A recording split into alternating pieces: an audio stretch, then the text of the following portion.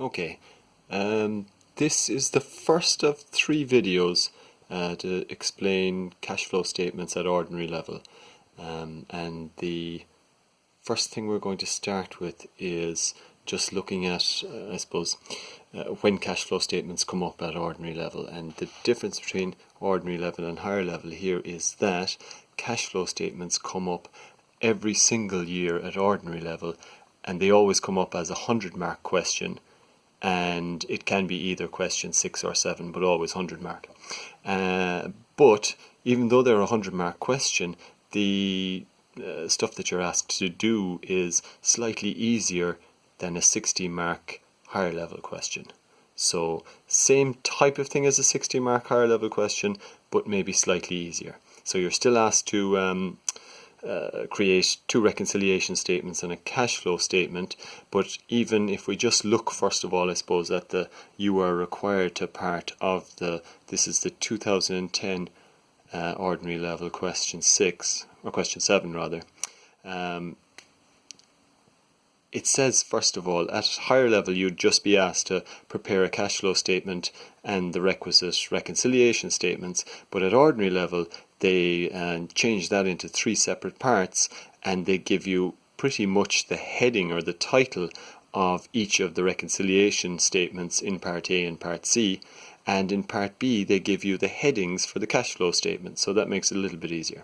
So all I'm going to do for now in this very much, this is an experimental video, my first one I have made, is go through the first reconciliation statement, and hopefully then we'll proceed on to the cash flow statement in the second video, and the second reconciliation statement in the third video. So first of all, it says reconcile the operating profit to net cash inflow from operating activities. Okay, so it's the same thing that you're asked to do at higher level, except they wouldn't give you that much information in the question at higher level. So if we look at the question where it says reconcile the operating profit to net cash inflow from operating activities, and then we look at, I have just prepared the start of the solution, and if you look at the heading there for the solution, it says reconciliation of operating profit to net cash flow from operating activities. So the only difference between the question and the heading in the solution is they say reconcile the operating profit, and this says reconciliation of operating profit. So really you should look at the question when you're forming that heading. Okay, the next thing to notice is I've just filled in the information on the left hand side that you'll put in every time.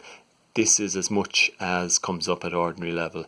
The operating profit, the depreciation, whether or not there's an increase or decrease in stock, an increase or decrease in debtors, or an increase and decrease in creditors. And finally, the last line, which is the thing you're calculating from this reconciliation statement, is the net cash flow from operating activities. Now, again, I just want to draw your attention to the question back here, where it says reconcile the operating profit to net cash flow from operating activities. So they give you the wording there that you can use for the last line of your reconciliation statement, the words net cash flow from operating activities. So again, you don't really have much to learn off by heart. Okay, so the operating profit, just like the higher level, it comes from the profit and loss extract in the question. Okay, so if we have a look at the profit and loss extract there, we can focus this in, you see the operating profit on the top right hand corner is 80,000, and that is what goes in over here. So 80,000. That okay? Now my camera handling is going to be a bit rough for a start until I get used to this, but forgive me that much. So next, add depreciation. Now the difference again between higher and ordinary level is, if we look at the balance sheet at ordinary level, there's less information being provided, so there's, I suppose, less work to do. The fixed assets, there's usually only one type, so land and buildings or machinery, as opposed to both of them at the higher level. So if we want to find out what the depreciation for the year was, we don't have to worry. There's no additional information underneath the balance sheets like there is at higher level. We just simply have to look at the 2 depreciation figures, in this case one for 2008 and one for 2009, subtract one from the other, And we see here in this case it's 90,000 minus 70,000, and the depreciation for the year must have been 20,000, we say, and that's what we put in over on this side again. Add depreciation, 20,000. Okay. Next thing then, if we go with what I have written next, is whether there's an increase in stock, debtors or creditors. In this case, in all three of them there's an increase. So if we have a look at the balance sheet again, we see the stocks in the current assets for the balance sheets went from, in 2008, 34,000 to 47,000 in 2009. That's an increase of 13,000. So again, we just put that 13,000 in here. Okay, we put it in as a negative figure, and I'll go through, I suppose, the negatives and the positives in a moment, but you will just have to, for the time being, learn off the rules about what you put in as a minus or what you put in as a plus, and I'll talk about them in one moment. So again, the debtors, in this case, we look at the current assets in the balance sheet, and it has debtors for 1 year, 30,000, debtors for the following year, 38,000. Let me see if I can get that all in one shot. Okay, which is an increase of 8,000. Again, we're going to put that as a minus. Okay, so minus 8,000. And lastly, an increase in creditors, and we're going to put that in as a plus in a moment. Let's just see where it is here.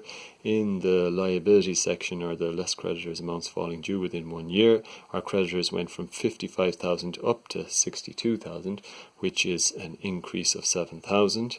And again, we'll go over here, we'll put it in as 7,000.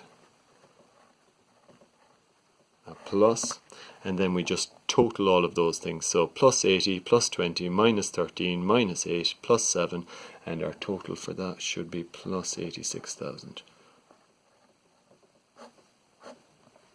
Okay, so just one last thing before we finish this then. The rules for